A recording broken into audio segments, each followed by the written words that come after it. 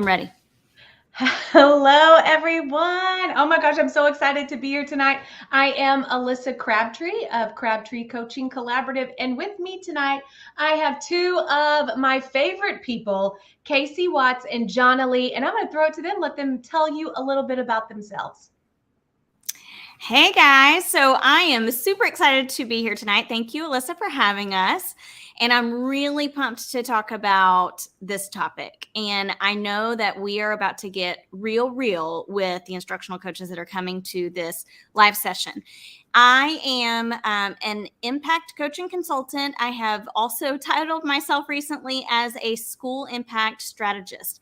And I also am a full-time instructional specialist / coach. So I have a lot of experience. I'm going on 7 years of instructional coaching or instructional specialist. So super excited to be here. Awesome. Hey y'all, my name is Jonna Lee. I am an education consultant. I get to work with our most precious population, teachers and students. So through customized professional development and workshops, I get to work with schools and principals and educators who really want to improve student achievement. I get to work with teachers who are tired at the limited amount of resources and time available to them. And I get to work with professionals who want to use data to drive the instruction that really meets the needs of their students. So I am so excited to be here tonight. I always get, I just always feel so lucky and privileged to be part of such important conversations with such amazing women who are also on the ground working with teachers and students and doing the work. So thank you for having me, and super excited for what we have in store tonight. Thank you both for joining me. You know, one thing I can say is you are experts in the field. Both of you have been instructional coaches. You are instructional coaches. I'm an instructional coach. And gosh, I would venture to say that between the three of us, we have close to 30 years of coaching experience under our belt. And that is why we are so passionate about what we are talking about today. And that is exactly what keeps us up at night as coaches. And so, as we are kind of diving into the goal for tonight, I am going to ask our participants, anyone who's here live tonight, go ahead. And what I'd like for you to do is put in the chat what keeps you up at night as an instructional coach. What is the biggest obstacle? Because here is the awesome part. Tonight, us three, we are going to talk about the solutions that we have used in our experience and that our other colleagues have used that are practical. They're not something that's going to add something crazy extra onto your plate. These are practical solutions to problems that we have. And that's the whole purpose for tonight. And another awesome thing is if you are live here tonight, you are getting all of these solutions for free, because once this conversation is done, it now will no longer, we're not doing a replay. So you are in for a huge treat. So let's dive in. And Casey, Jonna, as an instructional coach, what have been some of the biggest things to keep you up at night? Casey, you want to go first? Yeah, so I will jump in and I will say, and I would say that this is true not just for myself, but for so many other instructional coaches.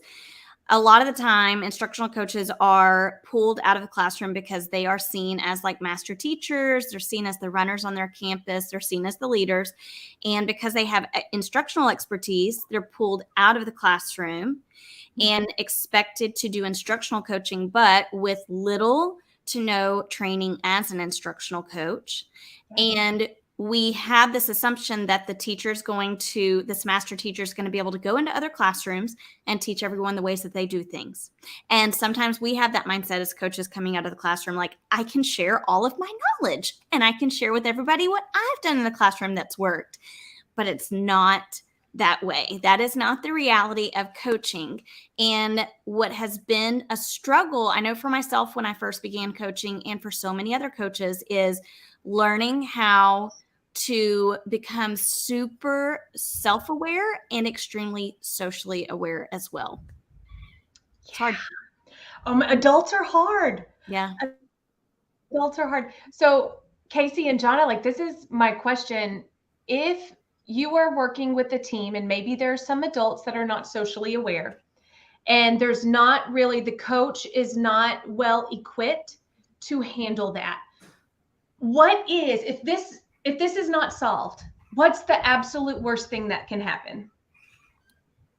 Teacher resentment, other teachers feeling that they could do a better job, a lack of respect for the culture, a lack of respect for the institution that is a PLC. Each PLCs in many ways are their own institutions. And when there's a lack of respect for the leadership within the institution or within the PLC, in terms of social awareness and being empathetic and compassionate towards the people that are within your team, you lose the trust and respect of and the system crumbles. I think that's really important. And what I see so often are leaders of PLCs sort of turnkeying information instead of providing the space for teachers to practice the strategies through, mock action plans and mock discussions that involve like real world problems that PLCs will face. And it becomes I've seen it be much more preach based rather than practice based. Yes. And I think there's such a difference. Oh my gosh, Donna, I'm so glad you mentioned that, because there is a difference between coaching and telling. Yes. And like you said, like this preaching, oh my, look, guys, there's some serious thunder out here. I don't know if you can hear it. So I heard it. Disturbance. I heard the rumble. We got a thunderstorm coming. No, the thunder's like, that's right, ladies. You're onto something right now. you say it. That's what it is. It's like dun, dun, dun. But I'm thinking, we have one of the things that I've posted many times about, or I've talked about many times about, is how to move from a compliance-based coach to an action-focused coach. And there's a difference between telling and showing. And so, like, as a coach, I can tell all these beautiful things, but unless I give the teacher tools to implement it, I model for them, I show them, it's going to be interpreted in 20 million different ways. And we cannot get upset at people who interpret our words differently. Communication is key. But you also said something else. John and Casey, both of y'all, you had mentioned the resentment. And tell me, what have you experienced with adult pushback and just kind of like that resentment? No one wants to work with you. That's a huge problem that a lot of coaches face. What do you do? What happens when resentment occurs? At the basic level, no, that's not. It's at the lowest level, like starting level. I don't want to say basic because it's actually extremely complex. You are building relationships. So when you reach that roadblock of no one wants to work with me, there's a sign there that you have not built a solid, trusting, foundational relationship. And it also means that you have to really self-reflect and decide, what is my approach? The self-reflection is so crucial as an instructional coach. Not more so than a classroom teacher. It's just different. You're reflecting in a different way because you're working with adults who have had years of experience, years of becoming the person that they are, years of habits that they've developed, and you're having to come in and recognize and understand all of that. So when that roadblock comes up and we stumble, we have to be okay with taking steps back and starting fresh again with a different approach. And, one thing that I was going to say too, you asked, like, what's the worst that comes of that when you have people resenting you and you get to this lost and lonely place as an instructional coach? you face the chance of wanting to go back to the classroom, even when you don't want to go back to the classroom, because you don't know what else to do. Yeah. And you haven't had the training to be able to handle those roadblocks. Yeah. Relationships are key.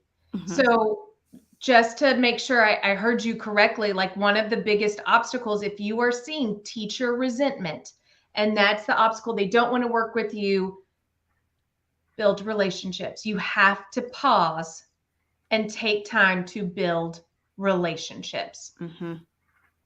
What are some tools that if you experience that resentment, what's one quick way that you build relationships with teachers? Or what's one thing that your coaches can do now?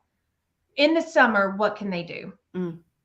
So one of the things that I took when I was in the classroom and then transitioned to coaching and then ultimately, moved to the consultant side of things.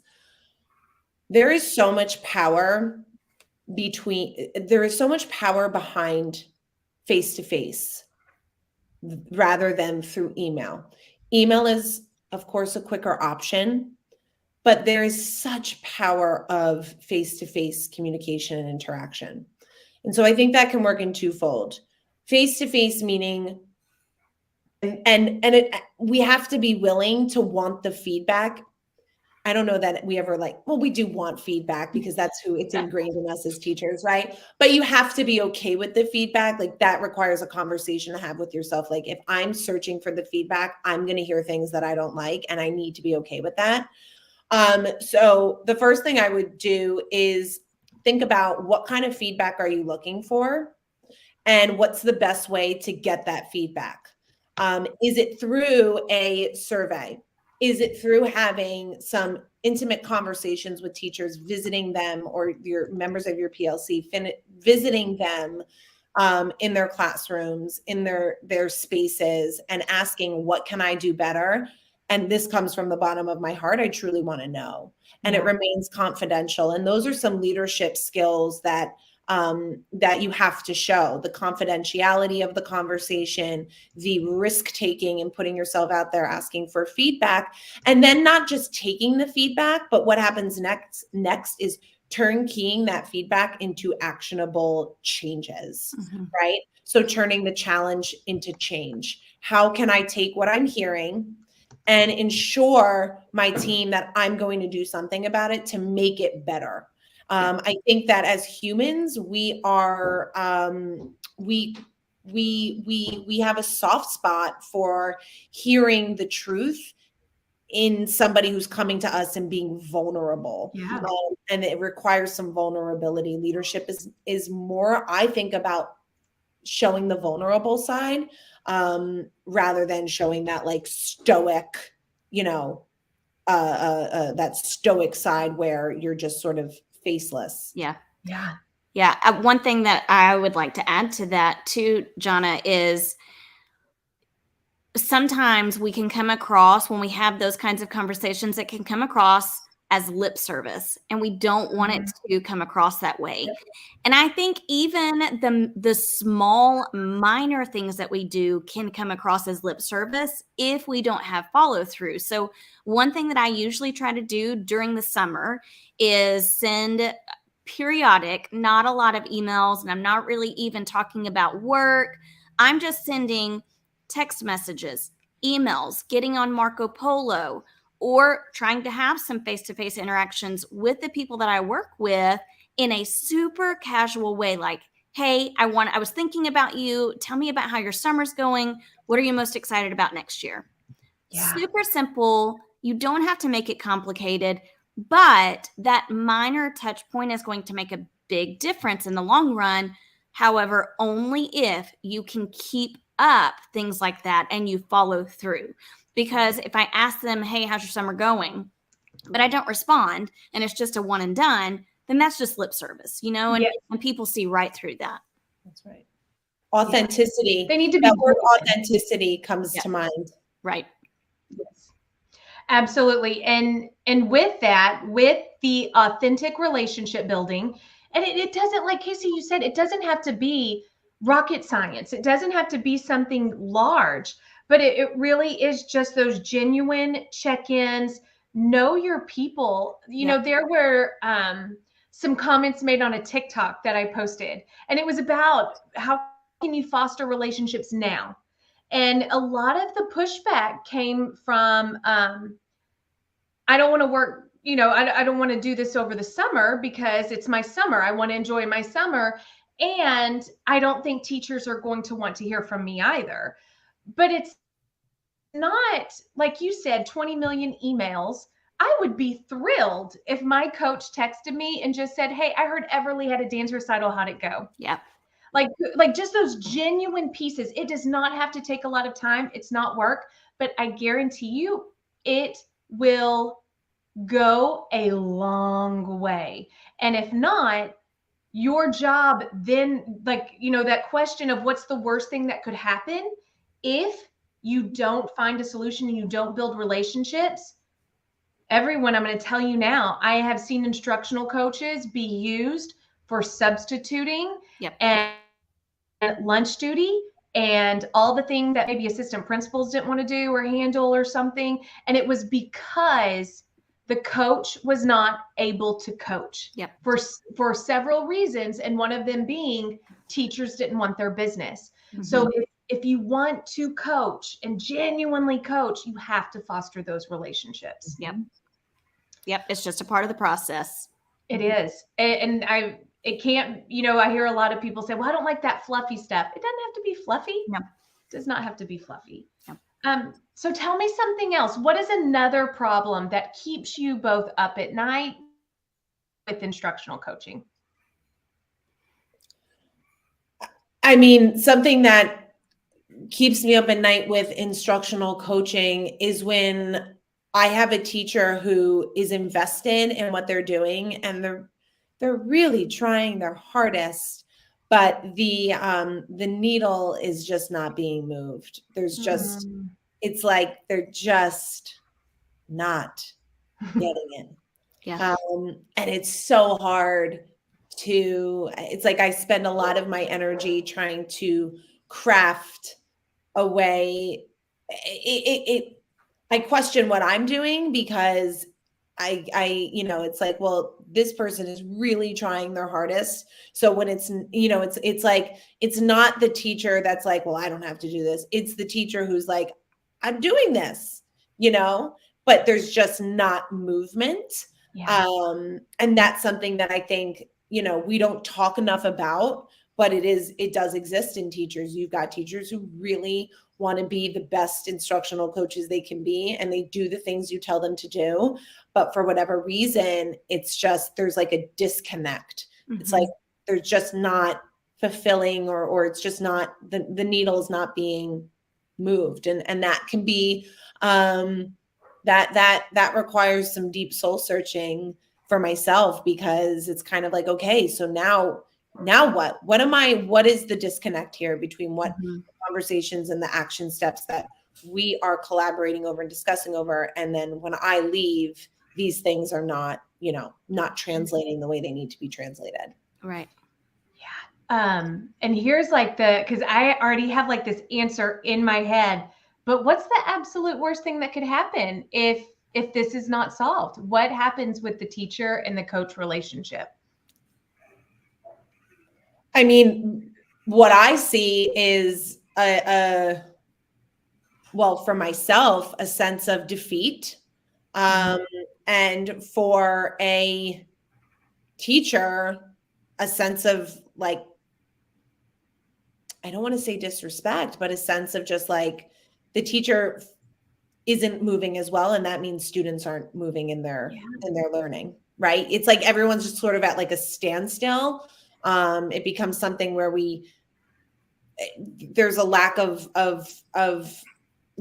movement, and the instructional coach feels that they're doing their best. The teacher feels like I'm not really progressing here. And it can be difficult for a real trusting relationship to be formed because there's no movement being made. Yeah. Or what were you going to say, Alyssa? You said you had something in mind. Your My answer. thing was, I just kept thinking of like, there's two things that I'm picturing. And you hit on one of them, is the coach and the teacher both just getting down on themselves and feeling like Casey had mentioned earlier. Sometimes coaches they just want to go back to the classroom because they're like, I fail. And the teacher feeling the same way. And we never want our teachers to feel like they're failing. Right. We never want that. But something else, and I've seen it happen before, is a moment of distrust between the coach and the teacher. Yes. And one, God, yeah. because sometimes the coach is like, well, you're not doing what you should have said you were going to be doing while I was gone. And then the teacher saying, well, what you told me to do isn't working. Yeah. And that can be very disheartening. Yeah. Have y'all ever experienced that personally?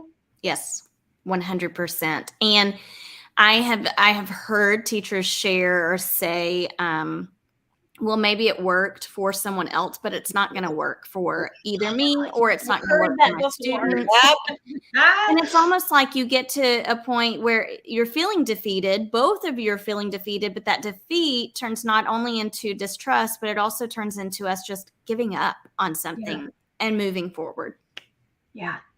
Yep. So here's the $1 million question. And so anyone watching this, like this is gold right here. What do you do? Teacher's not moving the needle. You have tried several strategies. What do you do? Okay. So I think there are a couple of different options. I'm really curious to hear what you have to say, Alyssa, to this. So I'm going to throw out just one option. One option that I have utilized is to just take a break and pause and then take a step back. I know I keep saying step back, but it's so true. There's a lot of stepping back and reflecting in instructional coaching. But you may have to take a pause, step back, and have some deep reflection time with the teacher to rebuild trust and to get to a deeper root issue that maybe neither of you are seeing. And it could also mean that you say, you know what? I can tell we're both kind of having a hard time with this. What else could be a focus that we put our time and effort into that would support this so that we can approach this later? Yes. So, and I think it's really important to be vulnerable in that moment too, and reflect and think, okay, what is it that I am doing that is causing us not to move forward? Because you could think about the teacher all day long. She's not doing this. She's not doing that. He's not doing this or that. And that's why they're not moving forward. But you're making assumptions instead of self-reflecting. And it can help you to reflect on yourself and not place blame. And it can help to set a new target or goal and rebuild that relationship. Yeah. You know, one thing I've experienced this a lot. Like this isn't not just a one-time deal. And everyone has been unique in the reason for the movement not to take place. And so one thing that initially comes to mind is that moment when, and one of you mentioned it earlier, I think it was Jonna, you said, we don't just preach. Like you can't just do a lot of preaching. There actually has to be the action. And so if I want a teacher to move the needle while I am away, I have to equip them with the tools to use while I'm gone. So one of my favorite things, and I swear it needs to go on my tombstone, is checklist. And I think so many people get annoyed when I say it over and over again, but it's so true. If you are doing a strategy and we have worked on it, here's a checklist to foster independence.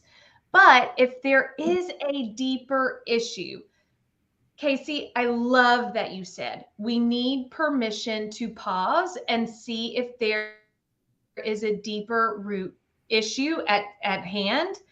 And then I would even venture to say, what habits has the teacher developed? Like, let's focus not necessarily just on a strategy, like just implementing that Kagan strategy, or that, let's teach like a pirate, we're looking at all those different, let's actually go into the habits that the teacher has developed and maybe we center our goal on that. Like that could be very powerful. Yeah. What are y'all's thoughts? Jonna, what do you think? Yeah, I mean, I'm a big believer in teachers being equipped with, I feel that so often in moments of challenge, just in education in general, there is the understanding of like, okay, well, let's add more, like let's give them more resources and let's give them more materials.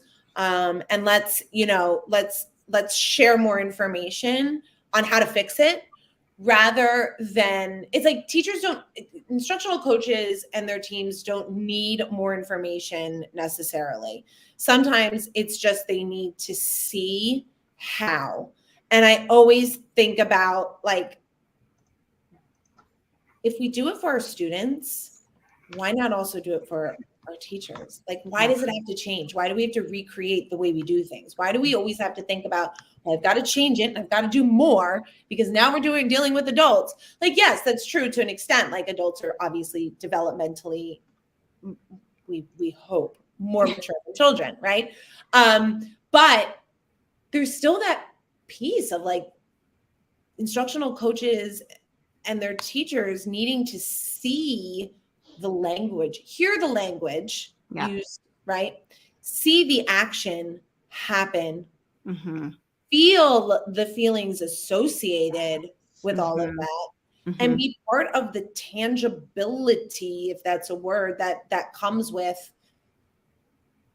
the action plans that you've set forth. And so that means when I'm there working with a coach and a teacher, I'm demonstrating, I'm demoing what the conversation sounds like. I'm demoing the expectations that I have of the teacher and the response, or the expectations I have of the coach and the response of the teacher. And it's like paddle, right? It goes back and forth. It's a tennis match. I ping it to you, you ping it to me. And we're kind of throwing this hot potato back, and we're all taking turns in modeling. I'm modeling what that looks like and sounds like. Right. Teachers crave to know how. They just want to know, show me how. So let's give it to them. Give them the information. It's so important. Show them the strategy, teach them the strategy, share that with them. But ultimately, that can only go so far. They need to see what it looks like in action. Right. They're setting up like, okay, if this issue arises between an instructional leader and the team or a teacher, what if this is a mock scenario, what do we do? Yeah. Right. Like, what's the next step? And I think that is a big piece that I don't see enough of, and I wish I did.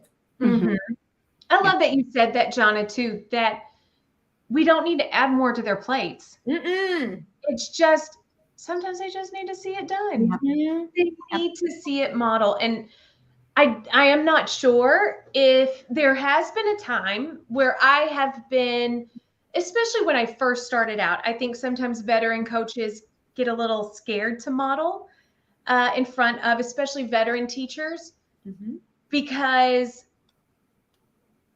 teachers, sometimes we all educators, everyone, whenever you get up and present in front of other ones, adults are hard. That's all, adults are hard. So what advice would you give for a novice instructional coach who might be a little scared to model and feels like they just need to do the lip service? Yeah. So someone in the comments said, yes, that's my number one goal for next year, more modeling. And I absolutely agree with modeling. I think sometimes it can be beneficial to put teachers in others' classrooms instead of being in that person's classroom. And here's why. Because you can get pushback in that situation where a veteran teacher or whoever, they may see you come in as this like novelty with their students. So obviously the kids are going to act different. And obviously it works when you're doing it, and I'm like, well, maybe it's working because it's working, but it's hard for them to see that there's like a wall that's keeping them from seeing the strategy they're more seeing classroom management and frustrated that their kids are acting this way because they don't usually act that way. And when I implement this as a teacher, it's just bananas. Yeah. Which means they haven't, and that's another thing, they need mastery experiences. So if they don't have mastery experiences, they are not going to make progress. And mastery experiences, you have to have multiple of them in order to make progress. And I don't know that we give them enough chances to do that. And when we model, I think we go into it sometimes. I'm going to be very honest and like raw here. Our pride as instructional coaches comes out to play when we go to model, or when we begin our career as coaches, we begin to model. We feel pride when it goes well, when what we model looks good. The problem is all they are seeing is perfection. So if they can go into others' classrooms, they can see more of a reality. And they can feel a sense of belonging because this teacher and next door is dealing with the same things that I'm dealing with. And it's awesome to be able to go with her as a coach and point out, hey, did you see how Johnny back here is acting a fool? And she's struggling with the same things that you're struggling. Let's talk about what you might do in this situation. Let's talk about how she's handling that situation. What would you do similarly, differently? I could go on, but yes, modeling is so important. But I think we have to be really mindful about how we're modeling, when we're modeling, what we're modeling, and who is doing the modeling. Yeah. So would you suggest, Casey, like setting up, I'm such a big fan of like lab classrooms, but I think that they're always so focused on like teacher instructional strategies and their impact on students. Yeah. I envision a framework of lab classrooms solely focused on teacher to teacher, like impact of instruction coming from the coach and seeing that within teacher instruction. Yeah. And I think that also kind of opens up opportunity for some data collection around all of this to also see what's working, what's not working, what strategies are great between us and which ones are not. And when you create, and that data can come from, doesn't have to come from principals giving observations, doesn't just have to come from principals giving observations, but it can also come from teachers being in other teachers' classrooms and seeing how certain instructional strategies that their coaches have, introduced to them are working or, not working. Yeah. And I think you have to be careful to, like, there's a process to get to the point where teachers are ready for that. That's right. Unless you're on a campus where it's just the norm. And for a lot of campuses, it's just not the norm. Right. So you have to do the pre-work of building up to making it the norm. Like in this school, we visit each other's classrooms because we know that that's what's going to make us a pro at what we do to benefit students in the long run. I shout out to my two old principals, Devin Eisenberg, Lee Marie Loriano, and assistant principal Christina McNamee, because that culture was ingrained in us. We were an open door culture. You want to come in and watch? Please come in and watch. Yep. You have something to share? Share it. You want to run the PD around this practice because you have been, this is something that you're passionate about and you and your coach have been working so closely on this, do it. And it became so much more than just about observations, formal walkthroughs. And it just became this we were just like just popping, buzzing around, buzzing busy bees, visiting each other's rooms. It was fun. It was, it just kept it it was amazing. Yeah. It was amazing. I don't want to keep going on, Alyssa, but I want to respond to that. If that's okay. Okay. Two things. So I see instructional coaches as like the connector between teachers. So as an instructional coach, I have to do the deep work of connecting this teacher to other teachers because number one, that's building collective efficacy. Number two, that's going to improve your PLCs. Number three, that's just good practice, right? And that is going to improve the culture of your school. Also, we were talking about lab classes and like modeling. If I took a step back and kind of like rewinded? Sure. Okay. Sure. Oh, Bunch of English teachers here. yeah. I don't know. Good. Yeah. If I was to go back in the conversation, I would absolutely say, or wish I would have said, that we need to go to micro pieces of the instructional practices that we're modeling. So while I might model something, I just want the teacher to focus on one tiny habit or practice. That's it. That's all we're focused on. So those were just a couple of things I wanted to throw in there that were on my mind.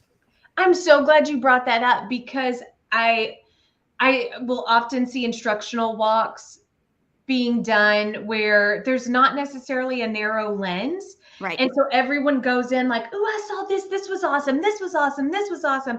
Yeah. And that's beautiful. But the reality of being able to implement all those things is not real. Right. So going in micro focused, Mhm. and I love that phrase. Yeah. I do have one last problem that I want to talk about tonight, because we've touched on it a little bit, but I have seen, like, I've talked to coaches, especially this year, and they're just like, I dread waking up in the morning, because not waking up in the morning, but like going to work in the morning. That sounded bad. I dread going to work in the morning, because I know I'm going to have to worry about everyone's sub coverage. And the first period sub coverage, I know I'm going to have to cover this person's class. I know I'm going to have to do this. And so the problems with instructional coaches not being seen as instructional coaches, have you ever experienced that? What was the result of that? And how did you fix it? I am grateful I've never had that experience. And I'm Oh, that's I know I am just grateful every day, because I'm like, how did I not have that experience? Because so many people do. In my opinion, I think it goes back to clarifying what your role is with not just teachers, but instructional leaders. Because if you are being pulled again and again for subs or to sub, then people don't understand your role. They don't understand the impact of your role. And it's time to start from ground zero and build clarity around your role. I've seen that happen with two types of teachers: instructional leaders, instructional coaches, and special education teachers. Yep. And when I've seen that, there's only so much that can be done within the year, like in terms of, changing that, because ultimately, in my experience, those decisions come from the principal or leadership, campus leadership, district leadership. But as a consultant who goes in and has conversations with administrative teams and their PLCs or instructional coaches and special education teachers, I am extremely firm in expressing the need to protect the sanctity of their time and their jobs if they want to seek change. And that goes for special education teachers, and that goes for instructional coaches. And I also, so in addition to having conversations with administrative leadership, I'm also having conversations with the teachers themselves about their need to express the importance of protecting the sanctity of their positions, their time, and their roles and responsibilities. And that's a conversation that I, definitely have had. I think it's more difficult for teachers in those positions, those coaches and special ed teachers, to have those difficult conversations with leadership. But I've spent time helping craft those conversations so that, everyone's on the same page, because ultimately it's impacting students. Well, and I've seen it happen to several coaches, and even just a lot of my colleagues who are coaches at other campuses, and I would be talking to them. And what is so, I feel like I get so frustrated for them, because of what's happening. And what makes me angry is I'm like, campuses, administration, your tier 1 is struggling because you are not utilizing one of the most valuable resources on your campus. And you're using them for quick band-aids. But if you used your coach the way that they were supposed to be utilized, a lot of your issues would go away. So, I mean, it takes more time, but a lot of your issues would go away. So my urge to administration would be to partner with your coach and clarify what a coach is and what it is not, Yep. and present that to the whole staff, not in an email, That's Right. right. to the whole staff. And you continue to send that message. Yes. Yep. Yes. Okay, so ladies, I want to show up my banner real quick because I kind of want to recap our conversation. And so there are 5 things that we talked about tonight that we really can do to practically, I guess in a practical way, solve a lot of these issues and obstacles for our instructional coaches. Number 1, foster those relationships. Number 2, permission to pause. You don't have to go coaching cycle to try to get a teacher there. Model, observe other teachers, and then finally clarifying the role that you have. Would you add anything else, ladies? Anything that you want to tell our audience tonight? Man, that list says it all. Like, I literally, this is amazing. And I know that eventually you're going to be turning this into like a course, or, I know that this is the route that you're going. I mean, the fact that we got to pull back the curtain and really dig into the honest truth about what it's like and the ways to overcome those challenges. yeah. These are just such practical. I'm just excited for everybody who got to hear it. I mean, this is so cool. I'm about to text y'all on the side and be like, I can't, and I'm so excited right now. This is amazing. I did it. I was going to. Well, here's the good news. The good news is that these 5 things right here, because those of you who joined us live tonight, these 5 things, I'm actually going to go back and I'm going to create a resource for these things, for these 5 things. But here is the kicker. These will be added to my course. And my course is Launch Your Instructional Coaching Journey, that is open today. Classes start on June 16th. And this is for any coach and any administrator, no matter where you are in your journey. But it honestly helps clarify the role and provides those tools for instructional coaches to really excel next year. And you know what? Not have nightmares at night. This is going to help you sleep easy. I mean, I'm going to sound like the sham wow guy, but I guarantee it. Like, it has helped myself, the 3 of us have, so much, a lot of these practical strategies, and we don't want to keep them to ourselves. We want to share these things. So again, if you purchase the course today, like, hey, I'm going to create these five resources, I'm going to send them to you. And so I put the link to the course inside the chat, but I'm also going to put it on a banner here. As we're waiting, are there any questions from our audience today? Or Casey, Jonna, anything else that you want to add? Yeah, I'm looking at comments to see. I'm not seeing questions, but a lot of people who are like, this is great information, because it is great information. One of the things that I don't want our audience to miss out on is how going through this kind of work, like through your course, Alyssa, going through that kind of work is going to help you to want to go to work in the morning. It is going to want you, or make you want to learn more. And I know from experience, going through the deeper work of learning about how to be a person that is an instructional coach, it makes all the difference in the world. And it can make or break you as an instructional coach. It really can.